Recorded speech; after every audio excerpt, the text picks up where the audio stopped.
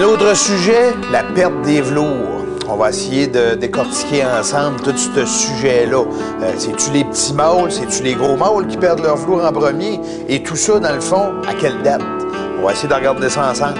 Premièrement, on va commencer dès le début. Ça a l'air banal comme ça, mais il faut savoir, dans le fond, que tous les orignaux perdent leur panache à tous les ans. Les panaches commencent à pousser aux alentours d'à peu près la fin du mois d'avril, début du mois de mai.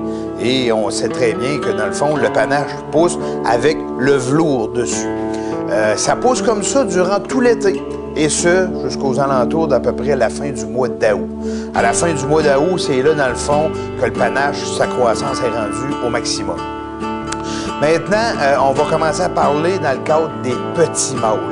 Les petits mâles, les spikes, 1 an et demi, 2 ans et demi, ces choses-là, ça commence à perdre leur velours autour du 10, 12, 15, même j'ai déjà vu jusqu'au 20 de septembre. Mais tout ça, il ne faut pas oublier, c'est dans le cadre des petits mâles.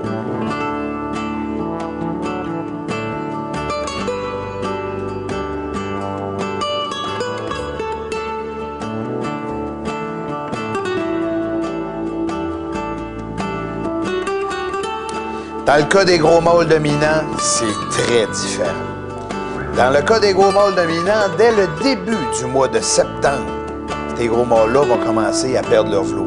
Parce qu'ils savent exactement ce qui s'en vient pour eux déjà dans quelques jours. On va commencer à parler du temps des confrontations. Il faut savoir aussi qu'un panache qui est en velours est un panache qui est très tendre, qui est très sensible. Donc, avec un panache qui est en velours, il ne pourrait pas se confronter avec d'autres mâles. Mais c'est très bien fait. Parce que dans le métabolisme de l'orignal, il y a un déclic qui dit à la circulation sanguine d'arrêter de véhiculer à la hauteur du panache. Comme ça, le velours commence à tomber, le panache commence à sécher et durcir très rapidement. Or donc, il va maintenant être prêt pour les confrontations.